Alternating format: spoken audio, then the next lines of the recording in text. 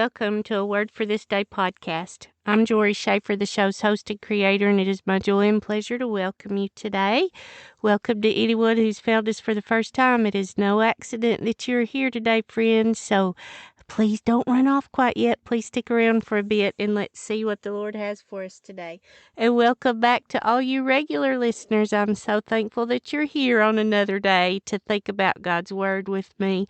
I love being on this journey with you. I tell you this just about every day, but it brings me such joy to think about God's Word and to read it and to study it and to see what we can know more, how we can learn more about Him, how we can learn to do what He would have us to do, how we can learn to think as He would have us to think. It's so important for us to do that. We mustn't rely on our own understanding. We must seek Him and His will and His ways and His wisdom. And there's no other way, friends. I mean, there's no other right way. There's a lot of other ways that people go about things, but they're not right. There is one way, and it on this side of the cross, Jesus is that way, the truth, and the life. And He talked about, seeking first God and His righteousness, and that's what we must do. And one of the ways that we do that is by being in His Word. I continue to pray for you regularly. I continue to pray that the Lord would draw you closer to Him and give you more of a desire to know Him and to know His Word, and that you'll be very intentional about seeking Him and spending time in His Word. Please don't let this be the only time that you think about His Word today.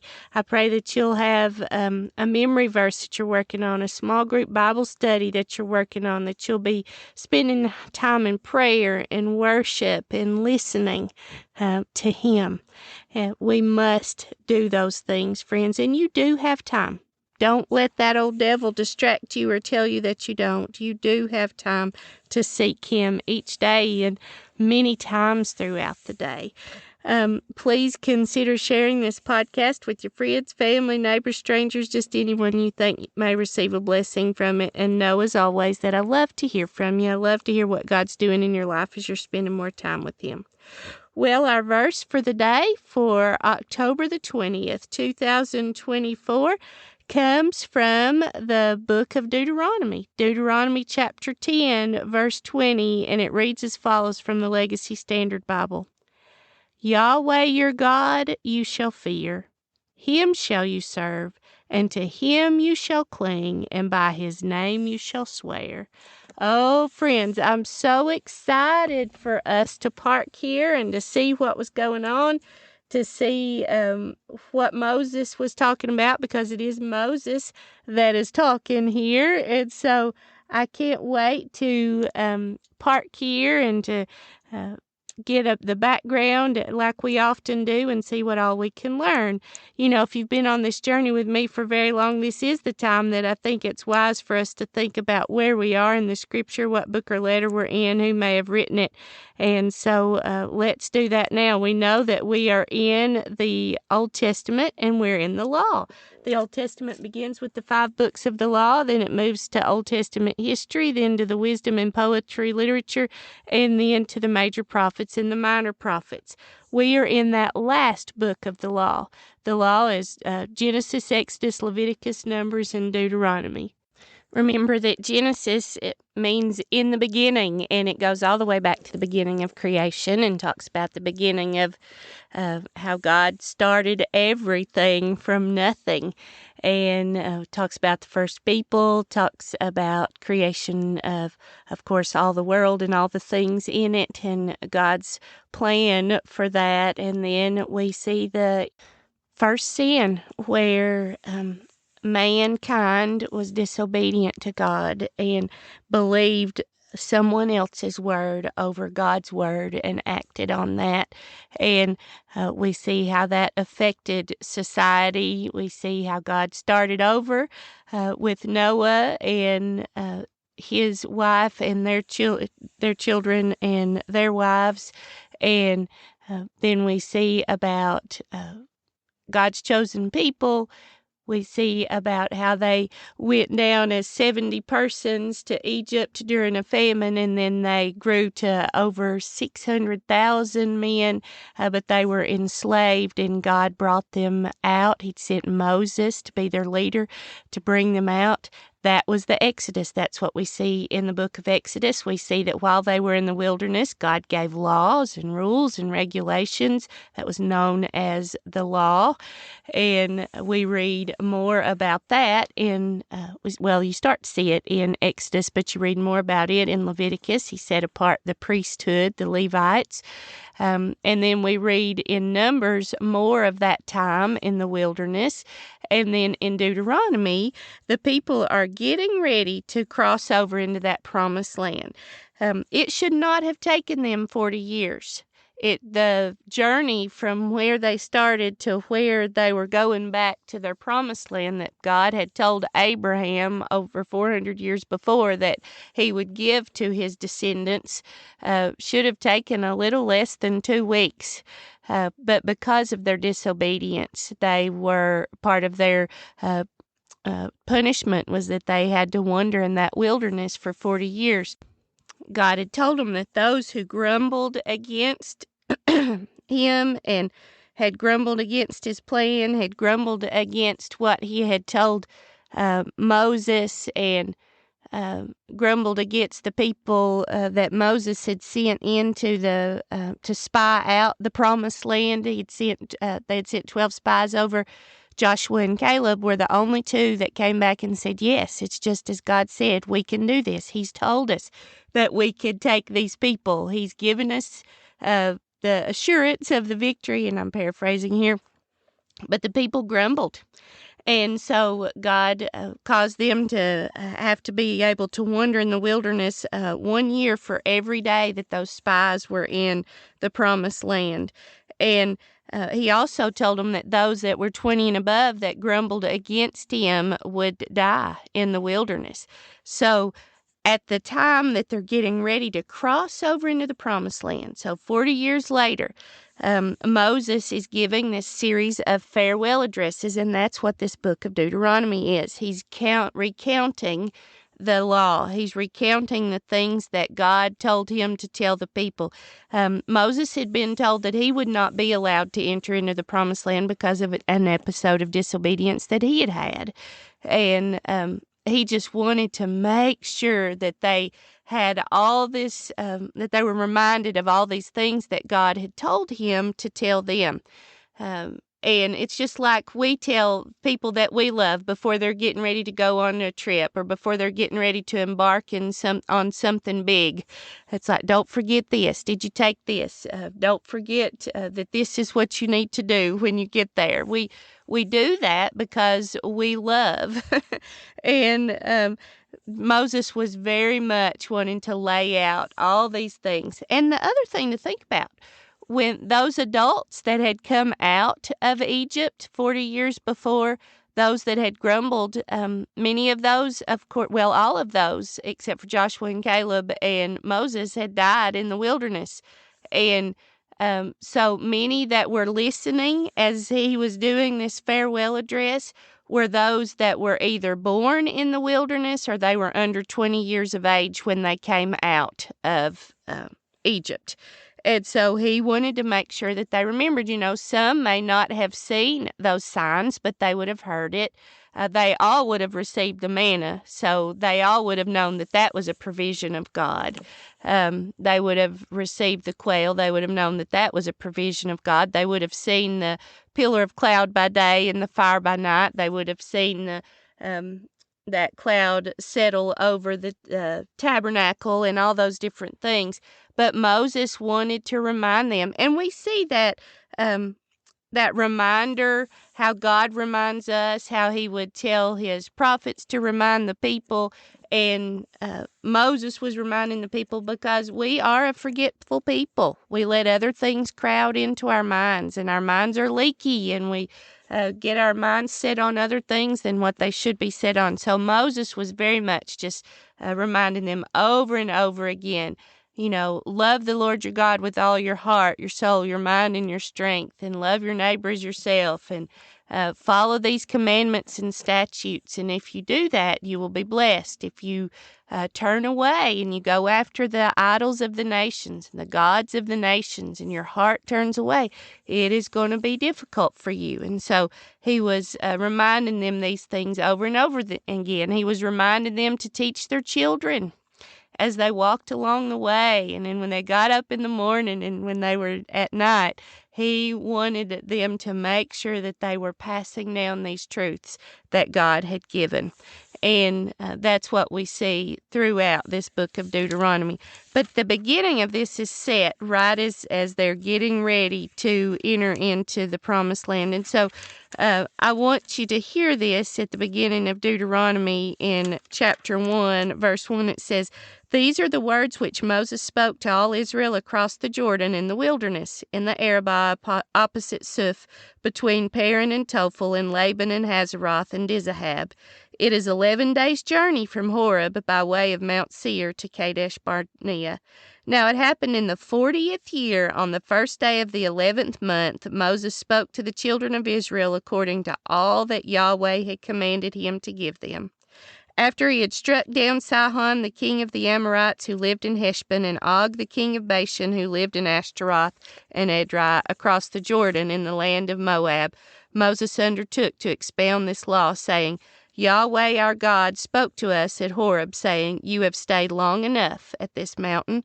Turn and set out and go to the hill country of the Amorites, and to all their neighbors in the Arabah, in the hill country, and in the Shephelah, and in the Negev, and by the seacoast, the land of the Canaanites, and Lebanon, as far as the great river Euphrates. See, I have given over the land before you. Go in and possess the land which Yahweh swore to give your fathers, to Abraham, to Isaac, and to Jacob, to them and to their seed after them." And so that is the setting of this. And Moses is telling them these things one after another. And a lot of the things that he says are just reminders over and over again. And so he's recounting how God had brought them out, and he recounted what they had done, how at times they'd been disobedient. He repeated the 10 Commandments in chapter 5. He reminded them in chapter 6 how important, how absolutely vital it was that they put God above everything else, that they honored him and that they obeyed him. And when God told them to go in and dispossess a nation, or to devote that heathen nation to destruction, that they needed to obey him completely. And that was because he is and was and forever will be completely sovereign. He made that declaration to them, and unfortunately, though, at times they would only partially do what he said, and partial obedience is still 100% disobedience.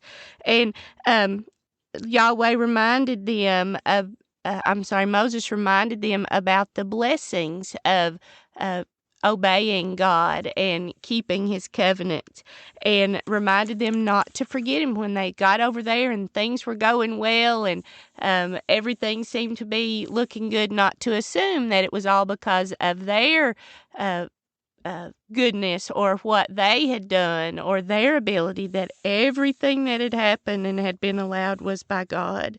And then he goes back and reminds them about how at times they had provoked Yahweh's anger, and how those tablets had to be rewritten, because when Moses was up on the mountain with God and God was giving him the law, and then he went back down the mountain, and the people had, while under the watchful eye of Aaron, had made themselves a golden calf. They had started worshiping that calf, even though they had been told not to have any other idols.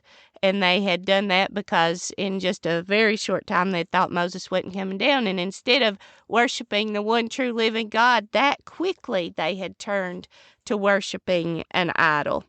And those tablets were broken, the tablets were rewritten, and Moses reminds them about that. And so I want to pick up in chapter 10, verse 10, and read forward to our verse for the day.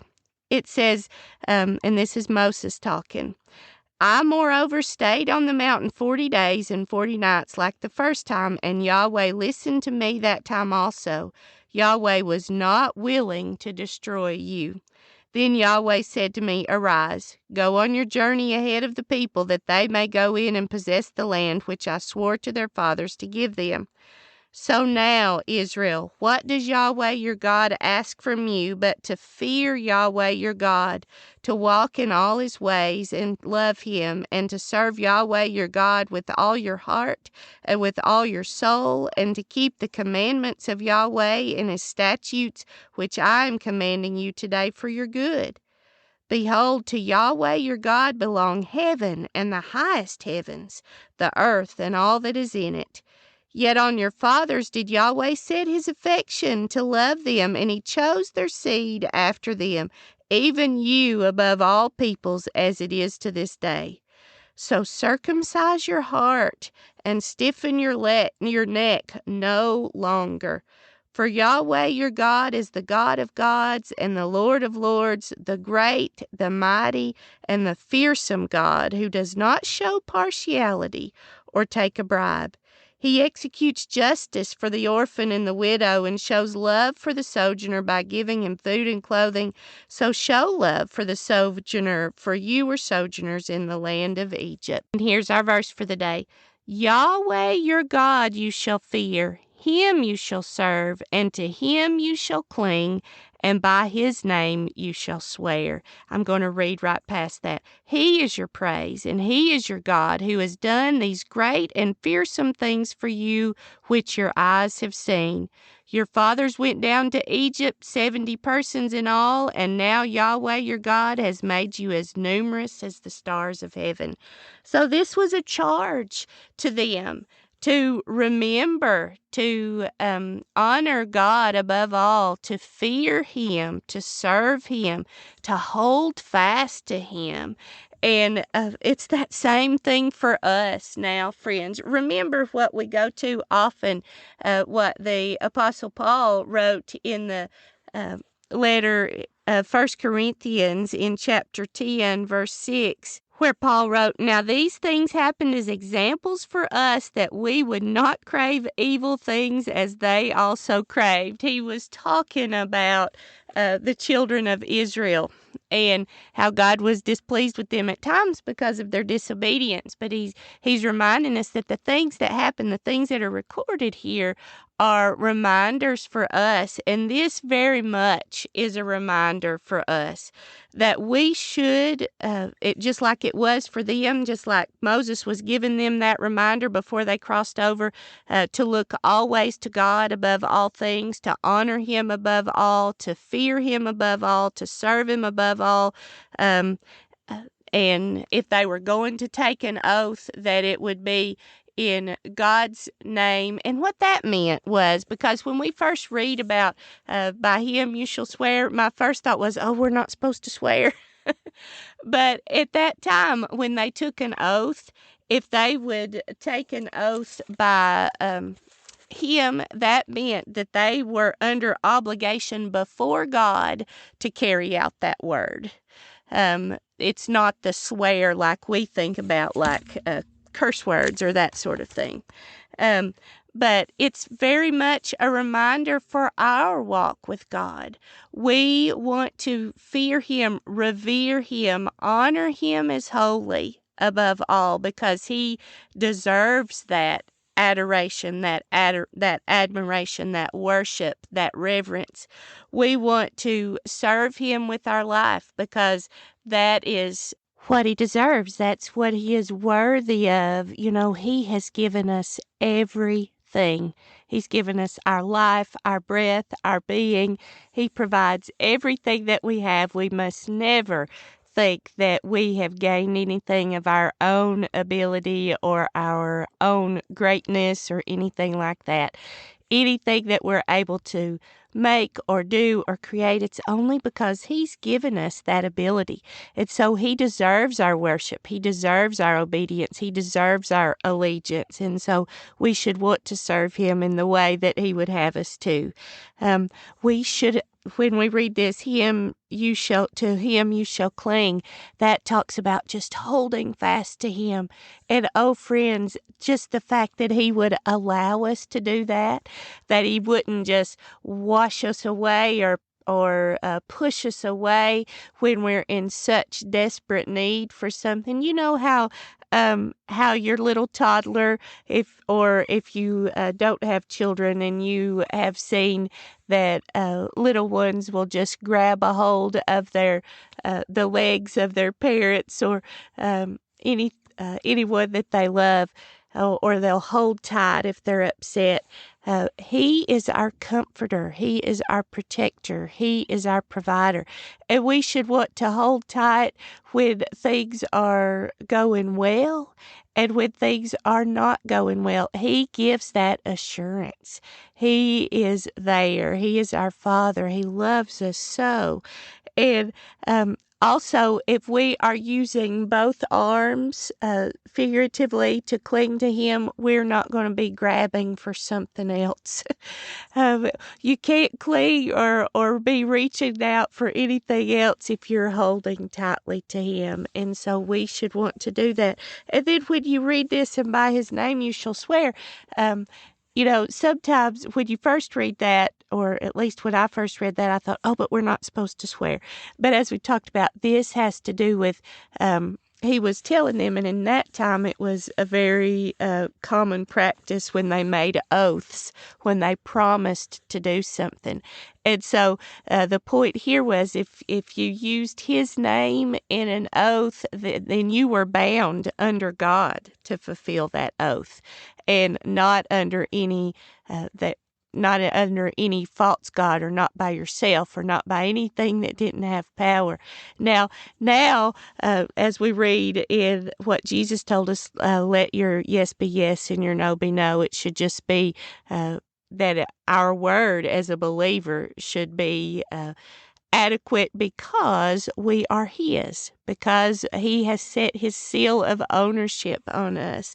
So I love this reminder that Moses gave the people as they were getting ready to cross over into that promised land.